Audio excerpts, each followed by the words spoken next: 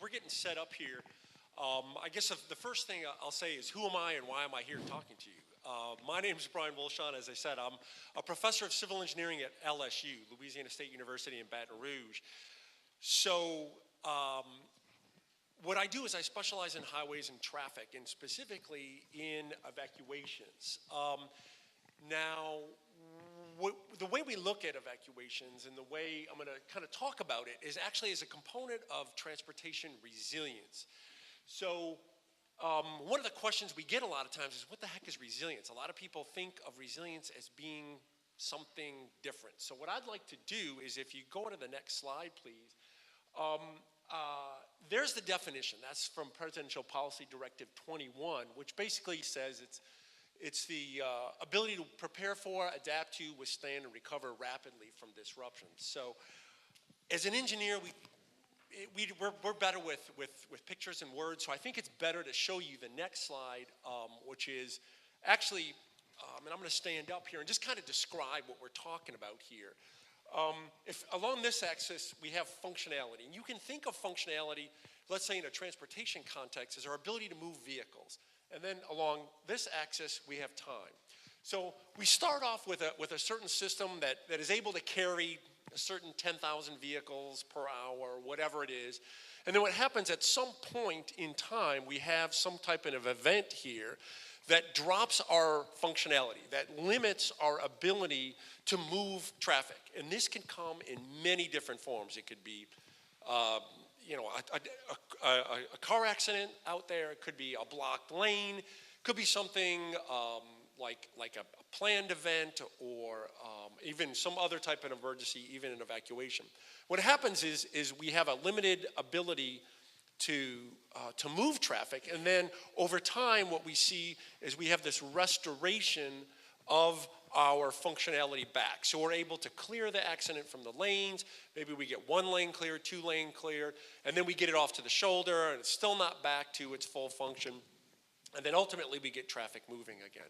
So the thing here, and the idea of transportation resilience, and what we study and what we research, are ways to, number one, get it from dropping too far down. So we look for ways to say, well, instead of it dropping all the way to this level of functionality, maybe let's only let it fall just a little bit. And then we also try to decrease the amount of this trough. All right, so we may drop a little bit, and then we immediately rebound back to what we are. The other thing, and that's what we see here. So the difference between the blue and the green shaded areas, if you will, is that this is kind of a long recovering event, and this is a short recovering event. Then what we look at in terms of the long-term recovery is how well do we build it back? Do we build it back to what it was, basically our starting level, or do we build it back to something better? And this doesn't just go for transportation systems, but this could go for communication systems and building systems, power distribution, hospitals, on and on and on. What we're trying to do is look to not lose the functionality, and when we do it, recover as quickly as possible. And then over here, what you see are these two slanted lines here. Is over time, are we maintaining our system functionality? Are we dropping, or are we actually increasing it? When we talk about aging systems, usually what happens is we're losing our ability to move traffic or to sustain functionality of whatever system that we're talking about. So if you go to the next one, I talked about functionality, and there's this concept of interdependence, and I think that that's what you see represented in this room, where we have a lot of diverse, different points of view, but they don't just go one way. So transportation systems depend on electricity. Electricity depends on transportation. We can go on and on and on with these community functions and how they're supported with infrastructure systems. Next slide, really quick. Then the other thing is this temporal element. We look at restoration in terms of hours and days. It might be if we have a real bad emergency event, critical life safety issues that happen in the first hours to maybe 24 hours of an event. And then we're trying to restore at least some level of functionality, clear trees, get traffic flowing. We might not have all of the signals working, but at least we can move traffic. That happens within a few days. Then we look to resume more robust service within a matter of a week or several weeks. And then over time, whether it's months or years, we look at really trying to improve our system with these long-term type of projects. So when we look at where we are now, where we stand within the context of resiliency in transportation, we're pretty good at this. We're good at immediate recovery. We're good at first responders, saving lives, that type of thing we're pretty good at. We're actually pretty good at this, where we can issue contracts quickly, we can clear debris, we can get systems back up to and operating the way they were. I think where we lack a little bit, and where a lot of our research is going into, are these long-term issues, answering some of these real long-term, longitudinal disruption type of questions. Not just the restoration questions, because I think we know how to build stuff, but the thing is how good do we make it? How much better do we make it than what it is? And really the critical thing is, how do we pay for this stuff? That is a key point of all this. So if we go to the next slide, and instead of getting into all this, because I know we're short on time, I think the important thing the takeaway, if you will, on this, whether it's relative to evacuation or an emergency event or a planned event or a Super Bowl or some kind of fireworks or a concert, the idea is that the management techniques and the tools that we use and the analytical processes that we use are really the same. So if we use contraflow for an evacuation to reverse the lane so we get everybody evacuating in one direction, you can also do that for short segments and for short durations of time for, let's say, fireworks or for a football game. Or you can go out there and use manual traffic control for a short period of time. So it's a matter of scaling these ideas up in terms of time and in terms of space, and we can apply them to any type of an event or an emergency, whether it's planned or unplanned.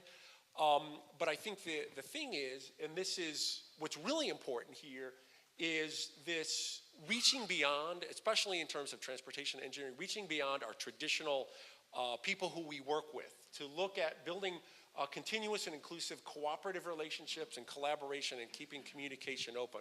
I think one of the big things about resilience and any of these types of transportation planning is a little bit more, it's not so much doing anything new, it's finding better ways to utilize the resources that we have and to better allocate money and personnel to look at these issues. So if we're gonna build something and it's gonna cost $5 million, maybe for $5.1 million, we can increase the resiliency by a significant amount. So anyway, that's kind of the idea, and I think that a lot of the other panelists are gonna talk about, maybe not about these things specifically, but you will see how what they're talking about fits into a lot of this type of stuff. So I don't know who the next speaker is, but we can give that next. Scott Parr from Embry-Riddle Aeronautical University. Thank you.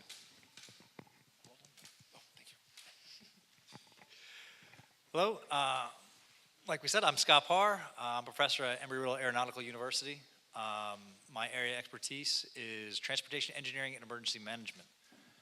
There you go. So, evacuating Irma.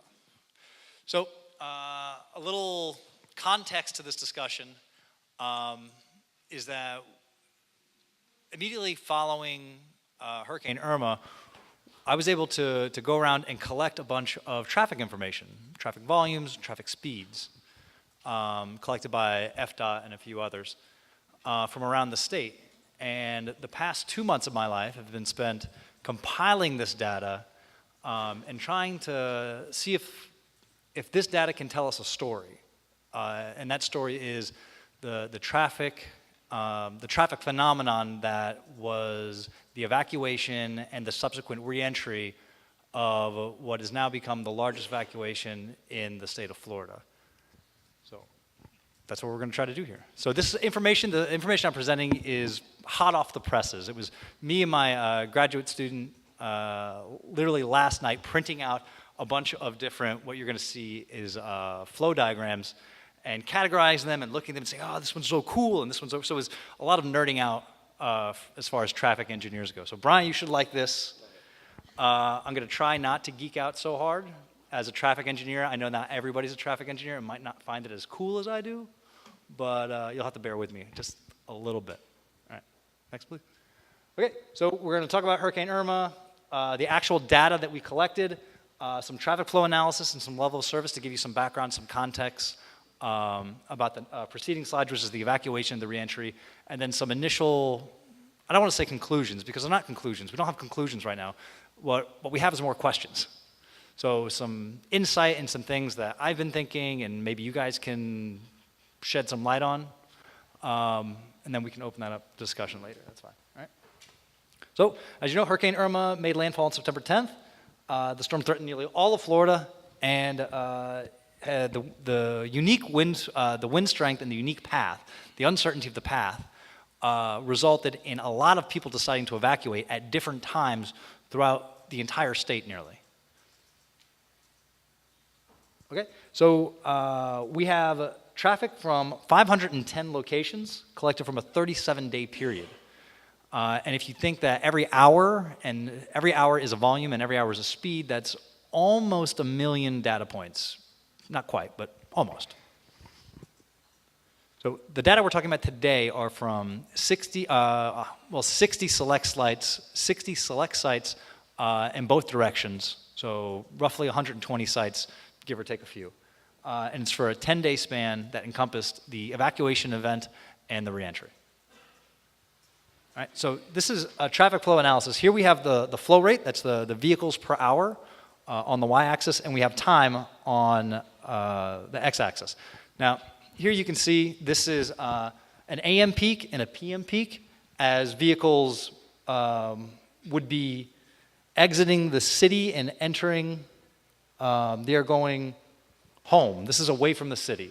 So this is I-10 East, right? So this is would be a Friday, Saturday, Sunday, Monday, Tuesday, Wednesday, Thursday, back to Friday, right?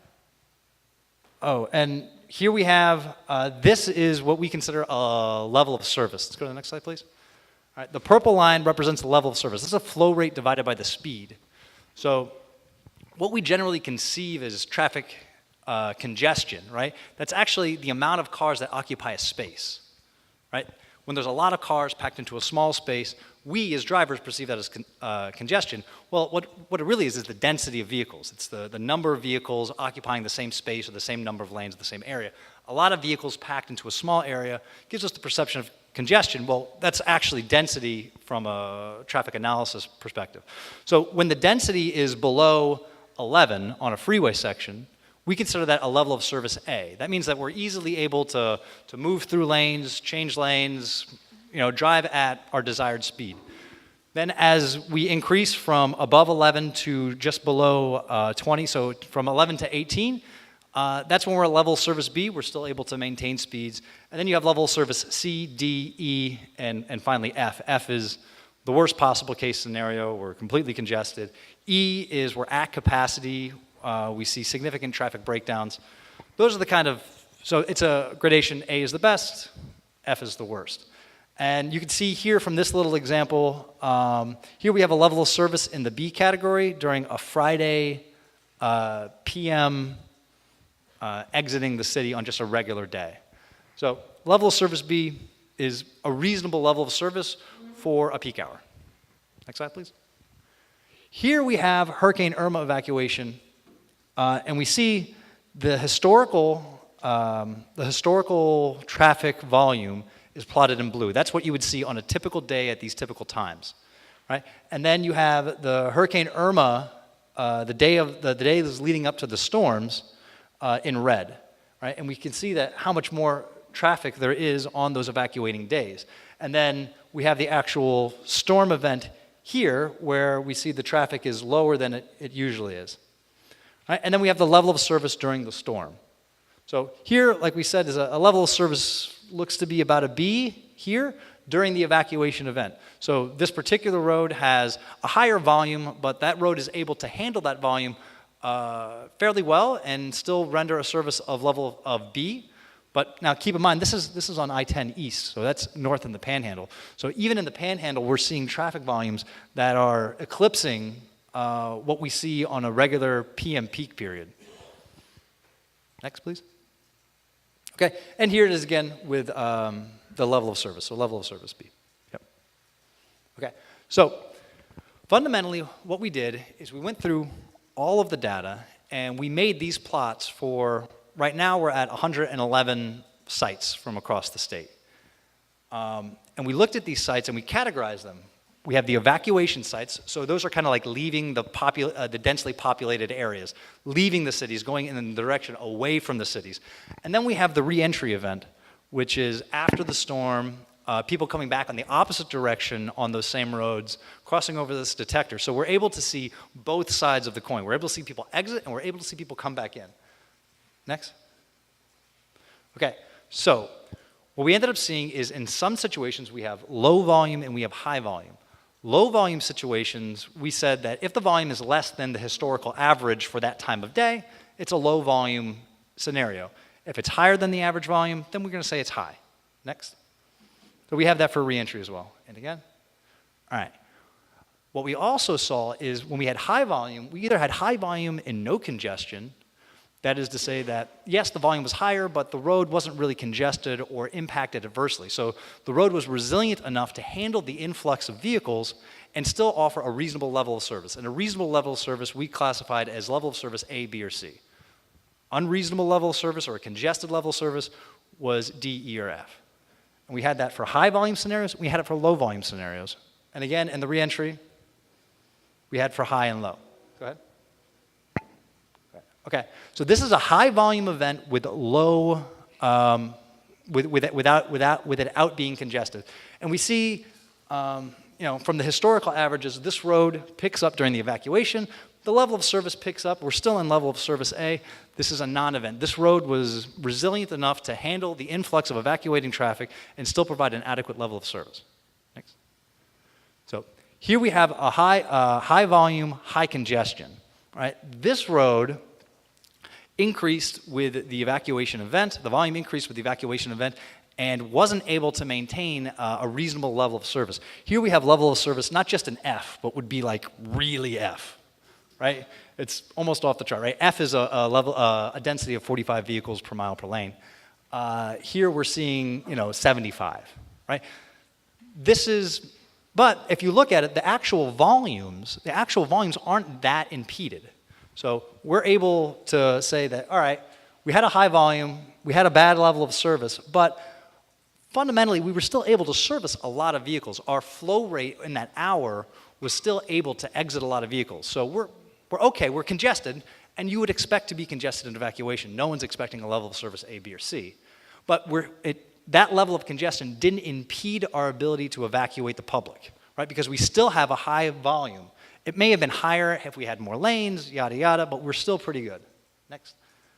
Okay. Here we have low volume and not congested. This is a road that wasn't used to evacuate. It's a no, never mind, right?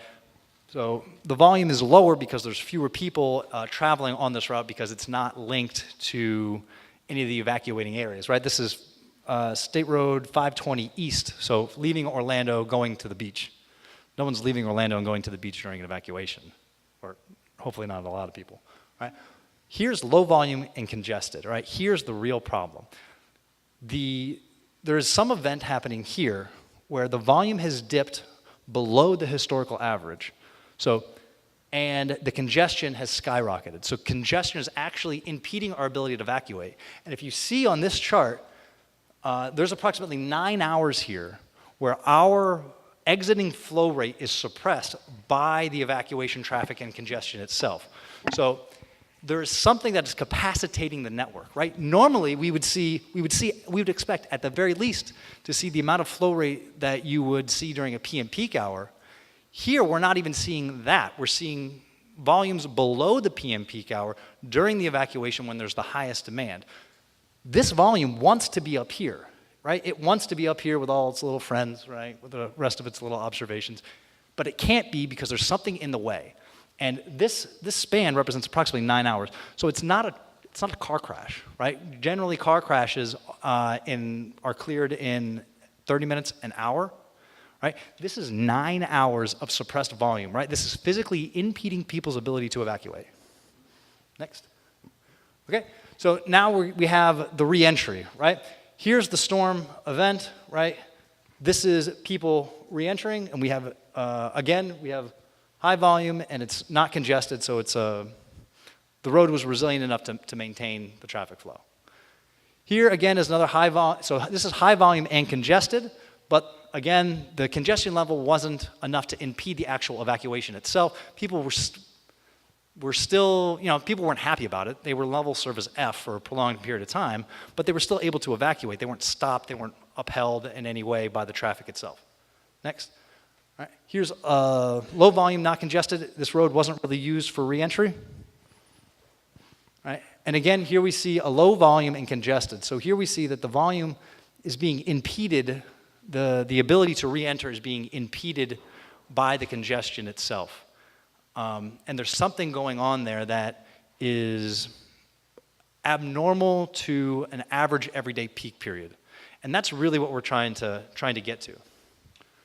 Okay? So if we look at the sites as a whole, we saw that approximately 60% of them were uncongested. Yeah, all right, I got plenty of time. 60% were uncongested. Another 33%-ish were actually congested. And then a certain, roughly 10% of the overall sites that we've looked at so far were capacitated in some way that we weren't able to service the evacuation volume. So the evacuation got in its own way and limited our ability to evacuate. Next. Okay, so most roads uncongested, roads with high volume and significant congestion are to be expected. We don't mind. Those are, yeah, you had a level of service D, well, you were in evacuation. But just because you had a level of service D or E or F doesn't mean that the road necessarily didn't service as many vehicles as it could have. It serviced an appropriate number of vehicles given the traffic situation. Where we really have problems is when we see low volumes and high congestion, and it suggests that the road is being capacitated. Something is affecting our ability to service these evacuees outside of what we'd expect even during a PM peak. So we have even more people trying to get on the road, but we're servicing even fewer than what we would see on a regular day. Right? There's something going on there that we're trying to investigate and figure out why. How do we make these roads more resilient? How do we increase our evacuation resiliency? And we need to identify these pieces. Next. Okay, so we're going to expand our study. The next steps, we're going to expand our study for the rest of the sites. And we're going to identify these unique sites that are being capacitated and try to understand what do they have in common, what do they have different. And then we're going to investigate, well, what can we do once we have an understanding of the factors that contribute to these unique sites. Then we're going to try to identify mitigating strategies or plans that we can put in place to correct that. Thank you very much, Dr. Parr. We'll turn now to Dr. Evangelist Kaiser from Florida Atlantic University. Thank you, Carl. I'm a professor in civil engineering, and I had never think that I would do research in evacuation when I was a student up in the Northeast, dealing with the snow Evangelist, could you bring the microphone closer? Dealing with the snow and rain, and I was watching the news regarding Hurricane Katrina, Hurricane ABCD, that was approaching the Gulf or approaching the Florida, and for me it was just a news. Until in 2006 I became a faculty in Florida Atlantic University, that we have a lot of talented faculty that were working and still working in evacuation, preparedness, and catastrophic events management, and we start working on research related to evacuation. So I was really excited when John asked me if I would be part of the panel. I was preparing something else. Yesterday he told me that I would like to focus on evacuation. So we haven't done any research on Irma yet, but I'm going to present what we have done in the different previous years sponsored by Homeland Security. Irma It's one of the, I don't know how many hurricanes hit the United States recently. I am living in Boca Raton. I have never seen hurricane in my life. Tuesday, we received a message from the university that Wednesday the university is closed. So the discussion was to leave from Boca Raton or don't leave. The house is strong or the house, it's okay. So what happened from the Irma, the results from Irma for me is I need to replace all the windows because my wife said we are not going to stay again in Florida if we don't replace the windows with hurricane impact windows. So one result from the Irma for me. So Irma is, I will stand up. Irma is, and because it has an animation, I will be close. This one. So Irma is, when we have to evacuate, we have a notice and no notice. So Hurricane Irma was with a notice. So we know that we need to evacuate. We know that we have to go somewhere if we have to evacuate. So I received a call from my friend that he evacuated before me. He said, I'm going to Orlando, 4 hours I left, I'm still in a turnpike. So Boca Raton, Orlando, that was usually 3 hours regarding my driving, for him was 6 hours and a half, 7 hours. So we are going back to the SCAT presentation that we're talking about congestion. We have also cars that broke because cars that didn't have gas, or we have some other issues. So we have to prepare. So in the preparation that we have, okay, we have also to take care of people that they don't have a car, elderly people that they were tourists in Miami, people that they haven't lived, that when the government keeps saying, you have to evacuate, you have to evacuate. Of course, for me, I was planning to evacuate, but the hurricane shift to the west, that was planning to go. So I stay in Boca Raton. So a lot of cases we have when we have to evacuate people that we don't have a car and so on. And the biggest issue that we had was with the Katrina back in 2007, that a lot of buses were not able to dispatch because they haven't been assigned drivers on it. Next. So we have a lot of also people with disabilities. We have people that they are not familiar with the area when they visit. Next. And this creates issues that we have to help people that we shouldn't on the particular time when we have to take care of other things. For example, this is a picture from Irma in Miami that we have to evacuate families that they didn't have a car, they didn't have any transportation to move, or they just neglect the orders.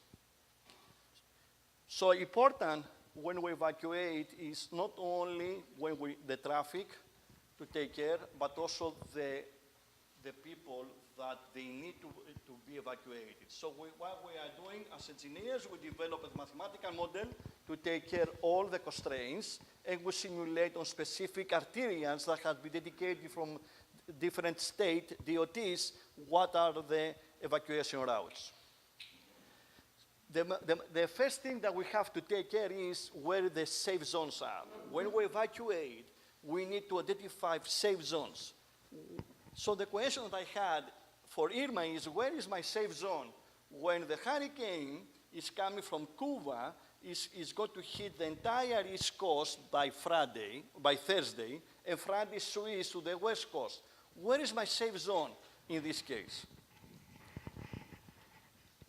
So this is a simple, mathematical model that my students they develop regarding how to evacuate specific locations when we have a specific number of demographics that they don't have car or they are more seniors on the different constraints. And I'm sorry, it's animation. Okay, keep going. I don't want to go on the details on the formulation, but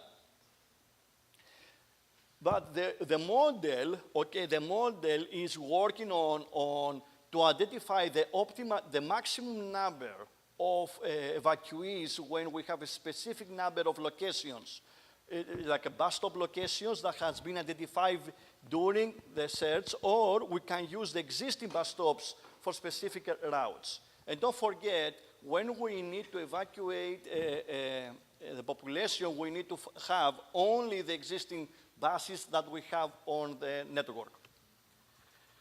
Also, we were working also to identify the bottlenecks on the particular network. So when we create the origin destination matrices, we need to distribute the trips on the network in such a way that we are not create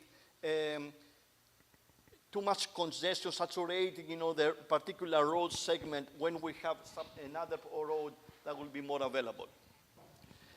Always we are taking the demographics in our consideration. We are looking, the demographics actually, I will go a little bit back, it's really important that a lot of my students, I don't take it seriously, because when we know the demographics, we can understand how we are going to generate the trips, how we are going to distribute the trips on a specific network. And usually during the hurricane, other evacuation will be congested. Simple, the mathematical representation is when we have a city, the city has been split in the different transportation analysis zones. We identify the optimal number of bus stops that we can assign on the specific route to evacuate specific number of X population. I wanted also to talk to you about resilience. That is, when we have an event, okay, this is what the evacuation was one study about how to evacuate, people that they don't have with special needs or they don't have a car, and I think John is going to give you more on the same subject. But also resilience. What is resilience when we have a specific events? It's the preparedness, planning, reliability, prevention, and mitigation. And this that is part of the research that we did with the Ocean Mechanical Engineering Department, Dr. Danak, the Urban Planning Department of FAU, Dr. Sapak, that is here. Brian Wolshon, LSU, was part of the project, and also Scott Parr helped us with the research. So what we study in very general is we have a flooding, we have a hurricane that hit the Port of Everglades. How we are going to bring the port back in business, and how we are going to evacuate in case that we have tourists from the tourist terminals to the safe locations. This is what I have to tell you. I don't want to go more because we don't have time, but you can discuss later on. Thank you. Excellent. Thank you very much. So now, Dr. John Rennie from also Florida Atlantic University. Thank you, Colin. So what I'm going to share with you is some research that I have been doing over starting really right after Hurricane Katrina. I moved to New Orleans 2 weeks before Hurricane Katrina, and I lived there for about 10 or 11 years, and I started studying the state of evacuation planning for Carlos and vulnerable populations. And so I don't have any data on Hurricane Irma per se, but data on other places that come to bearing. Because really the whole point of this is that if we're living in this era where we're facing sea level rise and we're facing increasing megastorms, Hurricane Irma is one of many examples that are going to be impacting our way of life in South Florida. So what is this? What's happening here and what's happening nationally? Now, the good news is that we're ahead of the curve. We're pretty well prepared, especially in Miami, which I'll show in a minute. But our nation is very unprepared. But there's some good lessons to be learned from other places and just to see where we are. So on the next slide here, these are the number of the 50 largest cities in the United States in 2005, 2006 that did not have evacuation plans. 24 of the 50 largest cities did not have an evacuation plan that we could find, okay? Now, one may exist, okay? But if it was in some kind of a lockbox under the guise of Homeland Security and protection, we viewed it as not existing, right? Because the reality about evacuations, you need to educate the public what to do during an evacuation. So in the 10 years, I'm sorry, can you go back? In the 10 years since Hurricane Katrina to 2015-16, we saw a marginal improvement of these 50 large cities that, 17 of them now does not have evacuation plans.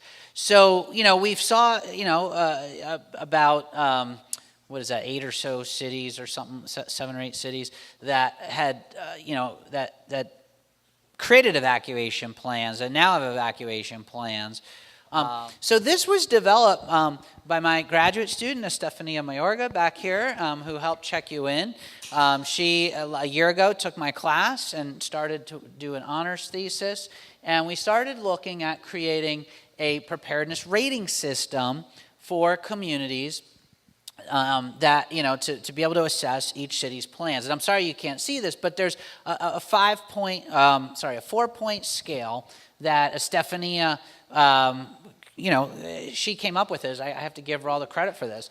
Number one is, this is the methodology. Basically, we collected, all the plans, which I've already described.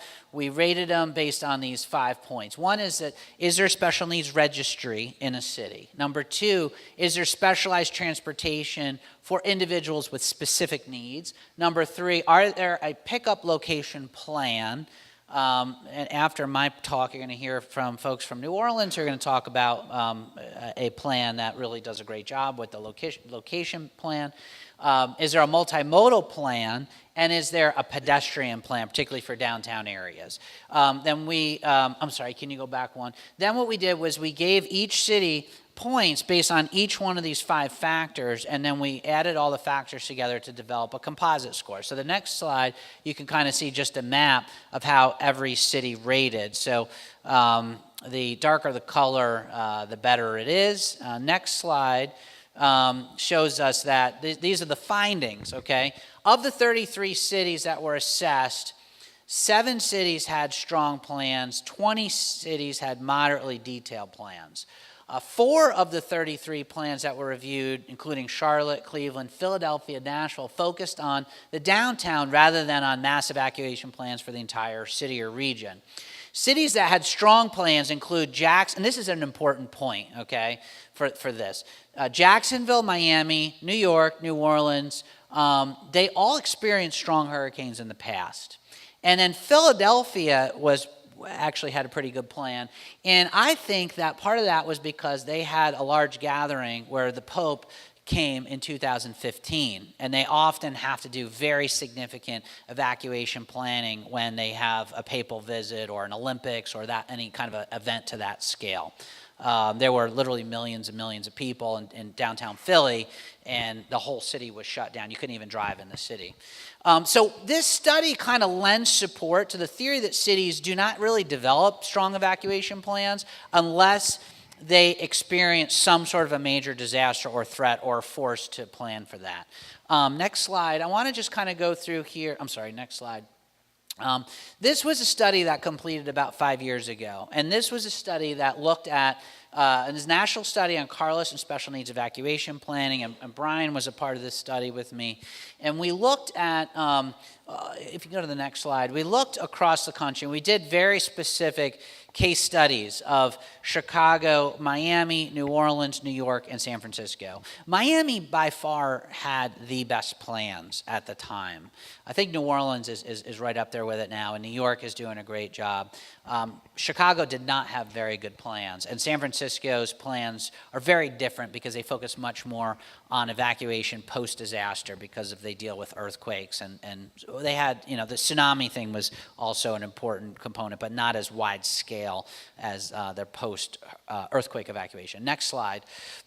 This kind of just shows us a bunch of the studies that we published out of here. We did very detailed case studies and focus groups. Next slide.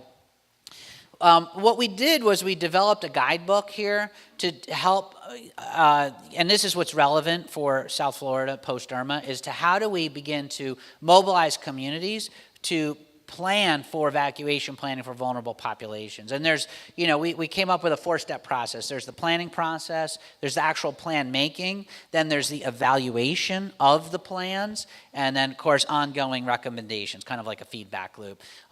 You can't see this slide, unfortunately, but these were focus groups that we did, and I just wanted to point out here in Miami, we did focus groups, and we met with people from a lot of public sector agencies in Monroe and Miami-Dade County, the Florida Department of Transportation, folks at the local county levels and nonprofit levels that serve vulnerable population groups in Miami. Next slide.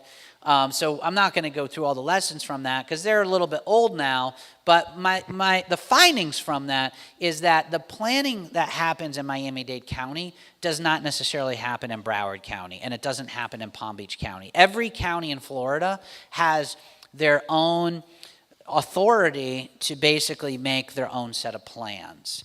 And with regards to vulnerable populations, my experience has been, since I lived here and doing some research on this, is that the plans that we have in Palm Beach County and Broward County really don't yet address vulnerable population groups. They focus mostly on evacuating people from the flood-prone coastal storm surge areas.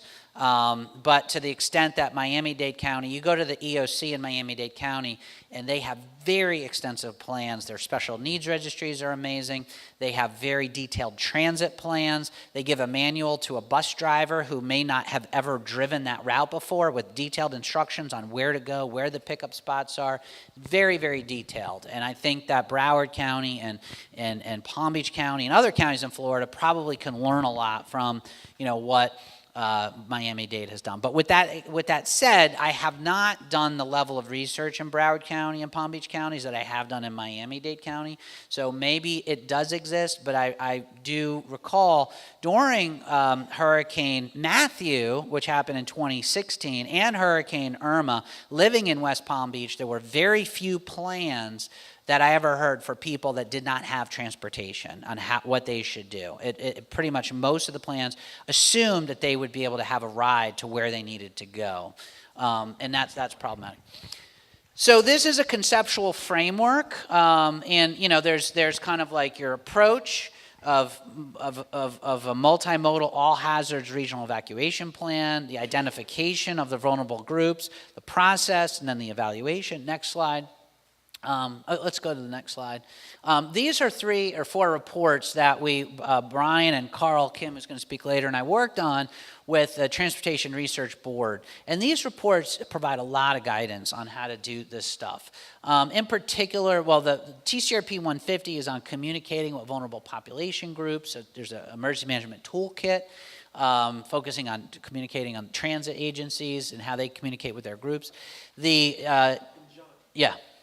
If I could just interrupt for 1 second, the type of thing that John's talking about, if you're not familiar with this organization, it's called the Transportation Research Board. So if you Google TRB and then what's called the National Cooperative Highway Research Program, or NCHRP, and evacuation, you will find not just these, but you will find a variety. So if you're a practitioner in this audience, and you have obviously, you are prepared, but if you want to get ideas and you want to see who's doing what, where, and checklists and ideas for how to improve your plan from a purely transportation perspective, that's the best one-stop shop that I can think of anywhere in the country. Sorry to interrupt. No, that's a very important point to make. It's a great point. This is very relevant for practitioners. And it's not just for highways, it's for transit, airports, it's for every mode of transportation. And Brian, you said something too that I want to pick up on, right? You said that, obviously you're prepared.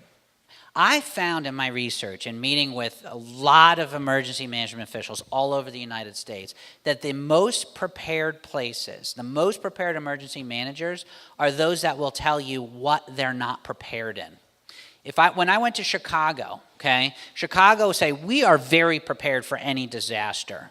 And they have a kind of almost a authority about themselves that you can't question their preparedness. When I met with the emergency management officials in Monroe County and Miami-Dade County, and I said, what are your vulnerabilities? They'll go down the list and they'll tell you what their vulnerabilities are. And to me, that's the real sign of preparedness. They know what their vulnerabilities are, as opposed to people that are maybe afraid that they're not prepared, but they put up a front that they're prepared and they don't want to talk about it. So anyway, I'm just going to wrap this up. I think NCHRP 740, the one in the middle, a transportation guide to all hazards emergency evacuation, is the most relevant. You could download it for free. You can just type in NCHRP report 740 into Google and download it for free. Next slide. That report gets into this concept that, when we have one jurisdiction and one mode of evacuation, which is typically automobiles, that's easy, right? We can solve that, and that's kind of what a lot of our modeling does, okay? When we have multiple jurisdictions and one mode of mostly just automobile evacuation, that's harder, but we have been able to solve that with contraflow, and we saw that in many, many evacuations across the United States. What gets more difficult is when you get in multiple modes in multiple jurisdictions, and that's what we're really bad at. And that's because the federal government policies really don't provide any guidance on how to do that, how to do multimodal evacuation planning across multiple jurisdictions. Next slide. I'm almost done. This is a step process that the report recommends. You form this is on how to address this multiple modes in multiple jurisdictions. The report recommends you form collaborative planning teams, understand your situations, determine your goals, objectives, you develop your plan, you review your plan, you implement your plan, but you need a regional body that can bring all of this together. A metropolitan planning organization is a good one. Counties are not bad, right? In Florida, our emergency management happens at the county level. Counties by nature are regional, right? There's many municipalities that are in counties, so that's actually not a bad level of jurisdiction to be planning these things. But the question comes is when you have an event like Irma, is the county the best level, or should you be going up to a bigger scale to have more regional coordination in a large region like ours? Next. That's my slide. Sorry for going a little bit over. And I want to just kind of just lay a segue for Evacuteer from New Orleans. I've been involved with the organization for many years, recently stepped in as the board president, and they're not going to talk about Irma, but they're going to talk about what New Orleans has done to transform themselves after Katrina. And the reason I brought them here for this event to speak is because I really think it has a lot of merit for our communities here in South Florida, and something we should think long and hard about how we could try to maybe implement such an approach you're about to hear. So thank you. So next we have indeed from evacuteer.org, we have Jillian Sandoval and Aubrey Kyle. Thank you all so much for having us here. And I want to say especially thank you to John for inviting us to participate. I've never been to this part of Florida, and I've never had the opportunity to speak to people from outside of New Orleans about what we do. So I'm really excited to get some input from you all. We'll be quick with our presentation, but maybe over the coffee break or during the reception, because this is definitely a full-time job. We are a staff of 2 people at a nonprofit, and we'll talk a little bit about the work that we do. So the next slide. Well, that's a really dark photo, but we do like to mention that our mayor thinks that we're a very important part of our city's evacuation strategy, and I'll talk about how we were formed in the next slide. So, like I said, we are a nonprofit. What we do annually is we recruit, train, and manage volunteers who are basically a reserve corps ready to assist with our city's assisted evacuation plan, which is called CAE, or City Assisted Evacuation. We want to make sure that we don't repeat the mistakes that were made during Hurricane Katrina, where people were just kind of herded onto buses, families were separated, pets were left behind. We want to make sure that people are treated with dignity, with respect, that families stay intact and together, that they understand, throughout the entire process, they're informed about what's going to happen, we'll let them know what shelter they're going to be headed to, you know, where their pets will be located. Pets come with them, of course. And the way that our organization was formed was after the fact. So New Orleans was mandated post-Katrina to develop a city-assisted evacuation plan, and that happened in 2006. And it wasn't necessarily exercised until 2008 when Hurricane Gustav was approaching the city. So that was when the city discovered that they didn't really have the facilitation that they needed to make the plan work. So the plan was locked away in a vault with Homeland Security somewhere. All of a sudden they had to use it. Nobody really knew what to do. The person who ended up founding our organization, his name's Robert Fogarty, he was a volunteer in the mayor's office at the time, and he was just tapped to pull as many volunteers as he could to help run this plan. So he was able to recruit about 220 AmeriCorps members who just happened to be in New Orleans at the time. And of course, they didn't have any prior training either, so we had a lot of boots on the ground, but they weren't necessarily informed about what they were supposed to do. But it was through that experience that the city realized maybe it would be in our best interest, you know, to have this kind of reserve corps of pre-trained, you know, volunteers who are, you know, invested and available to help us run this assisted evacuation plan. So what we work with primarily is general population. So obviously there are a lot of people without cars in New Orleans. There's a lot of people with special needs, medical needs. We do a lot of outreach, and I'll talk about our programs with the next slide. Oh, actually, I will talk about our partners. So our partners, the main point we want to make here is that we facilitate with a lot of different groups, and we all have to be on the same page with the city-assisted evacuation plan as it stands, or else nothing gets done. So on the planning side, we work very closely with our city departments of Homeland Security, Health, Fire Department, Child and Family Services. We do get together at least once a year to exercise our plans, so we do have the opportunity to engage with these groups. The SPCA has completely pretty much taken on the pet evacuation side, so they have their, you know, version of what they're going to do for city-assisted evacuation.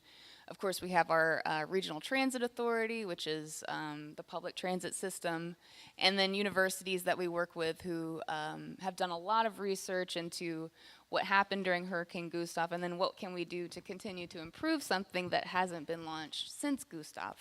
And then on the volunteer side, we do recruit a lot of individual volunteers, a lot of people who just find out about us, they want to get involved. We have nonprofit partners, so we go out into different parts of the community, and if there's an organization that's already working with a group of people that we think will probably need to use city-assisted evacuation, then we tap that group to say, hey, like, can we train some of your staff to be evacuteers? That way you're basically, you know, spreading the message for us, and that just, it amplifies our impact, so we don't have to do as much legwork as a staff of two, and they're already embedded in that community. So we have nonprofit partner groups that we train to serve as evacuteers, and then we also have a lot of university programs who typically are just interested, a lot of students in public health and social work who just want to get involved in what we do. So the next slide, please. So our community outreach arm, that's mostly me in my job role. So we do a ton of tabling at different outreach events. Anything we're invited to, we say yes, and then I go and try to find more things. So that is a big part of what we do. And then we also do neighborhood canvassing. That is something that's a little bit harder to pull together with such limited resources, but we have had the opportunity to partner. That photograph in the middle is a national organization called Girl Trek, and they're a women's walking group. So it happened to be a perfect fit. They like to walk. We needed to walk to canvas. So we had some information we wanted to share with residents in the Lower Ninth Ward. So they worked with us to do that last year. And then another outreach program that we've started as of 2016 is a thing that we do for the first 3 days of hurricane season called the Readiness Ride. So we recruit our volunteers to go out to different bus stops throughout the city of New Orleans, typically during morning commute hours, just to talk to people if, to ask them, do you have an evacuation plan? And if not, did you know that there is this resource called CityAssisted Evacuation?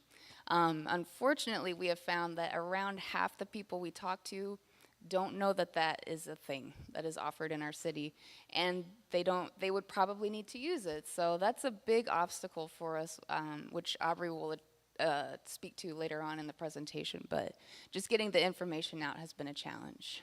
Next slide. And then on our education side, so that photograph on the left, that's a program that we've been working with pretty much since we were formed, and we call it Evacu Kids. So we work with students in typically grades 3 through 5, and we go into schools because there is no standardized preparedness curriculum for the state of Louisiana on, environmental threats that we face, how to deal with those threats, especially as they become more and more frequent. So we talk to kids about weather, climate change, things especially that affect the Gulf, like subsidence, sea level rise, and then we talk about safe evacuations.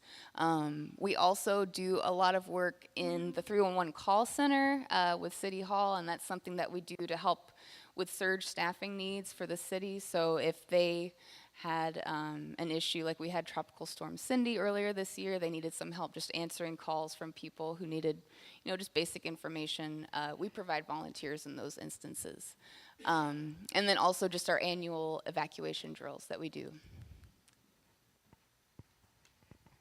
Hi guys, so I'm going to go ahead and switch over and take a step back and talk a little bit more about city-assisted evacuation in general. EvacuTier is valuable to the city of New Orleans. Primarily, one of the most valuable ways, at least that the city sees us, is as kind of surge staffing. So it cuts back on the need for the city to full-time staff other departments year-round, like the fire department, while still maintaining a really high degree of preparedness and quick response in comparison to other metropolitan areas that might have to call in people from the outside.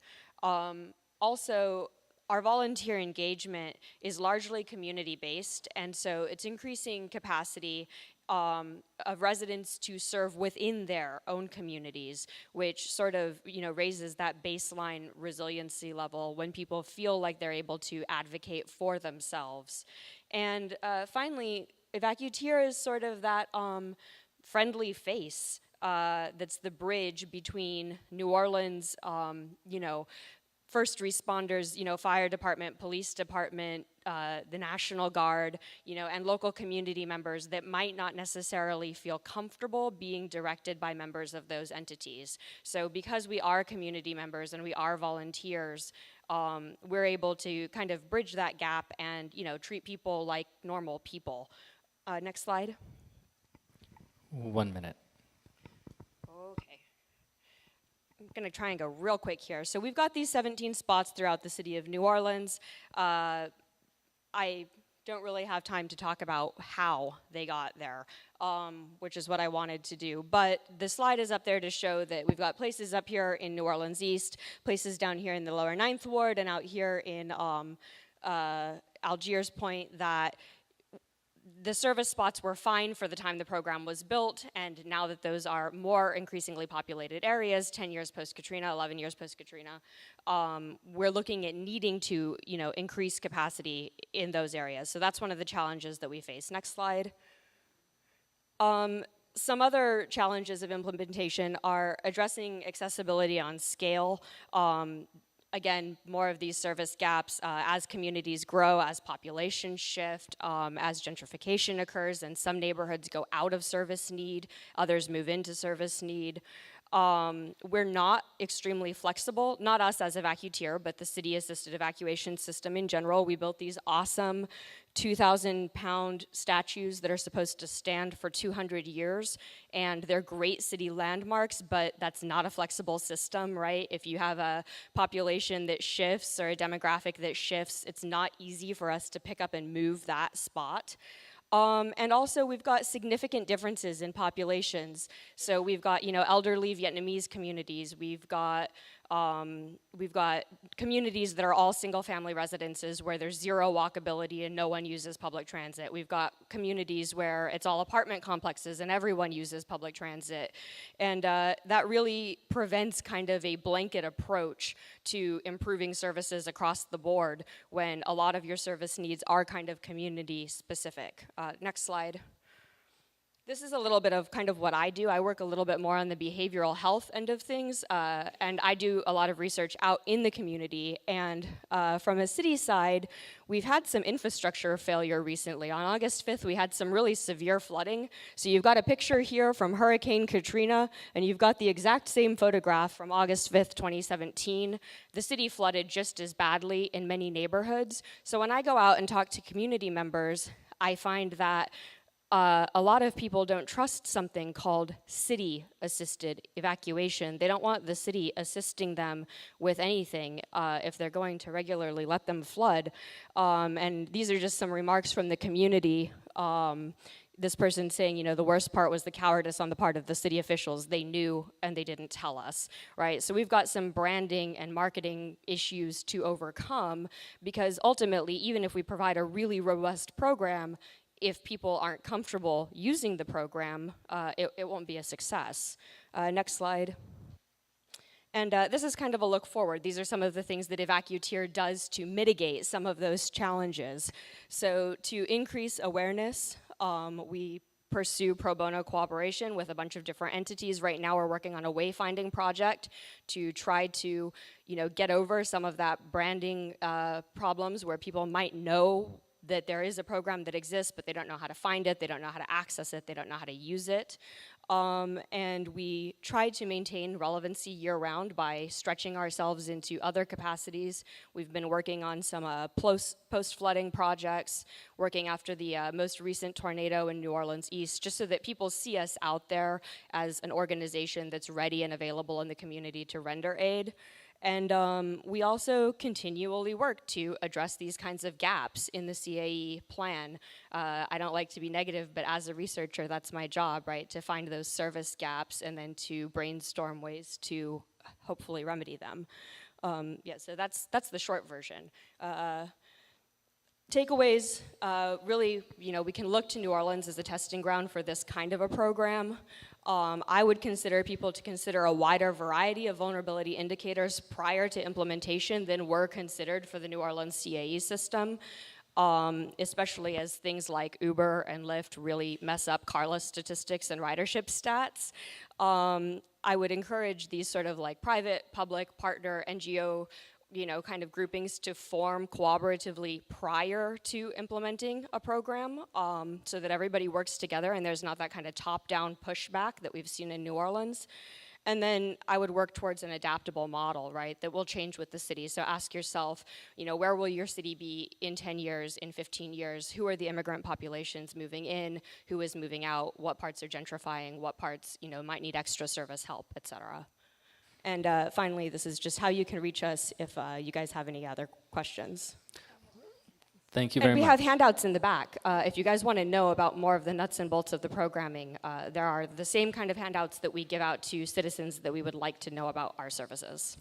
Well, thank you very much. John, since we started a few minutes late, maybe we could take one question, do you think? Yeah, I mean, we could eat into our coffee break a little bit. We have a half hour for a coffee break, so why don't we take... Okay.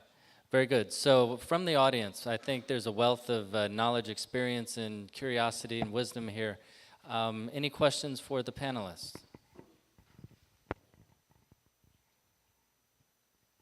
Sir, in the back.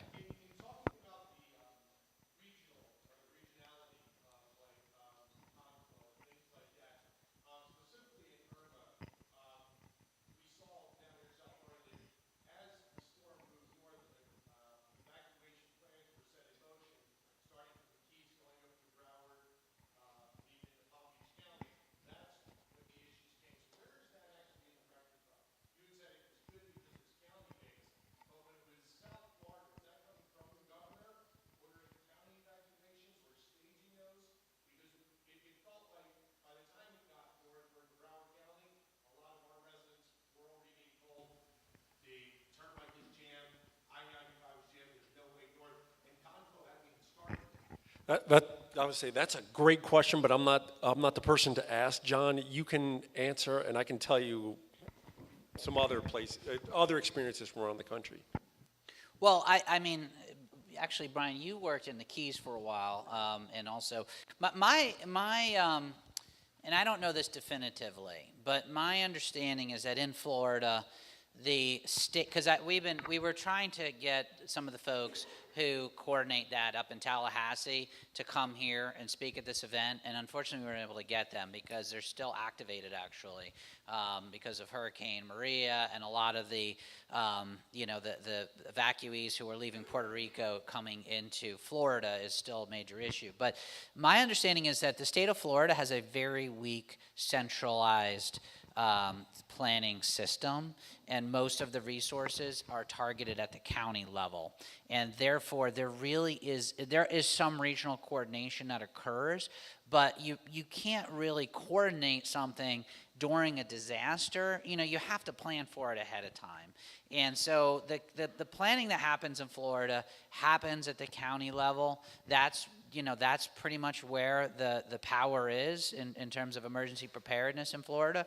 And that's not bad, but when you have an event like a Hurricane Irma, which we know is going to continue to happen in the future, we need to start thinking about, moving beyond the local, even the local county level, which is too small of a jurisdiction to handle the kind of evacuation like an Irma evacuation. And with regards to what Scott was saying, I know exactly what was causing all of this congestion because I was one of the people stuck in traffic. It was the lack of gas at the gas stations. Every time you were evacuating, whether it was on a congested highway or a congested local street, when you came to a gas station, it created a mile-long traffic queue. So the fact that, the governor was trying to coordinate gasoline supplies. It was shortly after Harvey, and I think a lot of gasoline shipments had gone over to Texas, so I think that impacted us. But that was a major, major cause of traffic during Hurricane Irma. Thank you. Another person, Scott? Just one more point. The point that you made empirically bears out, I think, at least looking at the initial results that we see. The Keys evacuated earlier than everybody else because they had their evacuation orders earlier. And we can actually see that flow through the turnpike and through the southern portions of I-75, and we can see that swell up in the data that I'm seeing. So like I said at the beginning of my presentation was that, this data tells a story. We just have to search through it and narrate it and give it a voice. What you said anecdotally bears out in the evidence that I see empirically, and that's, I get the end product of the sausage, right? All the plans and all the evacuation, all that goes into, the actual traffic volume that we're getting. So empirically, we see what the situation you just described. Yes, sir. Tony.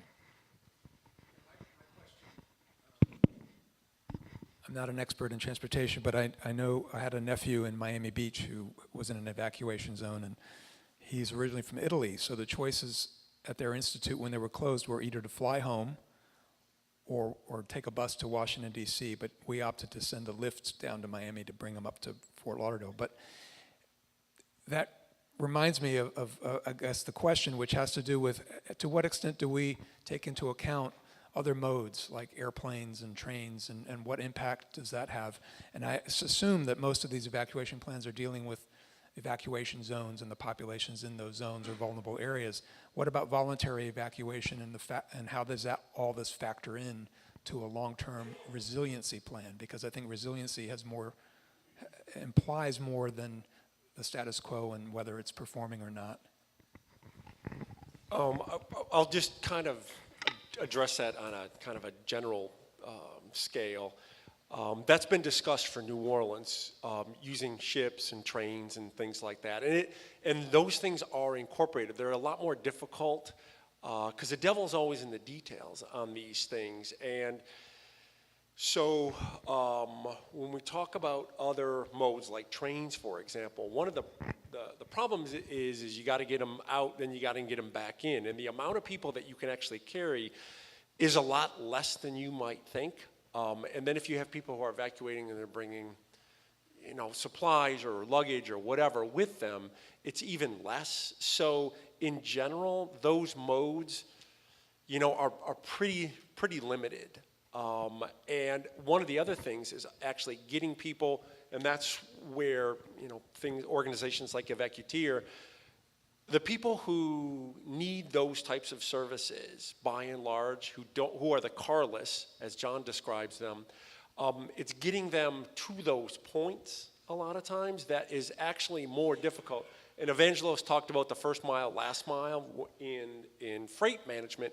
It's the same thing that's true with evacuees. And those are, as I see it, those tend to be kind of the critical links in that picture. And John, I don't know if you have also findings. I mean, one thing that I just wanted to point out, because this does play into the city-assisted evacuation plan in New Orleans, are the tourists. When you're a tourist, you're typically carless. And most people don't think of themselves as being carless or vulnerable because you may have, a Mercedes back at home, but if you're on vacation somewhere, that's not going to serve you all that well, right? And we in South Florida and in New Orleans are huge tourist destinations. So all the cruise ship people, all the people who are just there visiting, these are all carless people. And you may not ever think of yourself as being that, but you are, and you're vulnerable because of it. So in New Orleans, they worked on a plan with the hotels and the Visitor and Convention Bureau and the airport to get those people out early. The airlines actually bring in additional flights and evacuate people.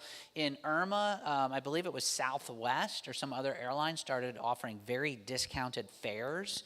And it was actually very affordable. I mean, still not affordable to super lower income people, but certainly to a lot of tourists that might be there. They were affordable. Air evacuations are enormously expensive. Typically, those are targeted at very, very sick people, like flights and things like that. They use those, I don't want to say extensively, but they used them quite a bit for one of the evacuations I can't remember in Alabama. And the Alabama Emergency Management Director was Brock Long, who's now the FEMA director. And he is, because of the things that he saw in these multimodal evacuations, I think that's contributed to him becoming a kind of a bit of an anti-evacuation person. He said the amount of money that they spent in airlifting people out, they could have built multiple community centers, high schools, junior highs, elementary schools all along the coast. People would only have to walk a mile, and they'd have some of the best schools in the country that could survive landfalling hurricanes for what they spent to move a bunch of people, and put them in even greater risk. So when we talk about a lot of, again, I'll kind of go back to the devil's in the details, and it sounds good, but to put it into actual practice is a lot of times impractical. And very costly. Aubrey, you're gonna. I just wanted to mention really quickly that the current city-assisted evacuation plan for New Orleans does incorporate MSY, and Evacuteer does help streamline. Yeah, MSY is our airport, and Evacuteer does help streamline that process. So as we're checking people in, we are asking for able-bodied single individuals without pets who are not elderly if they would like to travel via air, and then we're helping pull those individuals aside so that they can be put on planes. And another thing too, when we look at the Citizens Assisted Evacuation Plan in New Orleans, there's kind of a two-tier bus system. So you have the local transit buses that bring people to a central processing station, and they go on regional coach buses to far out areas, whether it's in the state or out of the state of Louisiana. They did have a contract, and I don't know if you guys still work with that, but they had a contract, a standing contract with Amtrak to bring in trains. The problem was, and it's the same thing with gasoline, that a lot of these, whatever you want to call them, companies, they are looking at peak hour and surges and their routine movement of people and supplying of gasoline. So to be honest with you, they're kind of overwhelmed. They don't have enough of these resources available in the areas where they need it. So they have this they used to have a standing contract with them that they would pay them, I don't know, was it $500,000 a year just to keep those resources, the rolling stock, available to bring it in and to get people out. And it just got cost prohibitive year after year after year after year that it wasn't being used. They finally just said, you know what, it's just not worth it. So they've just gone to a bus system, and they've gotten rid of the train part of the trains, planes, and automobiles, part of the plan.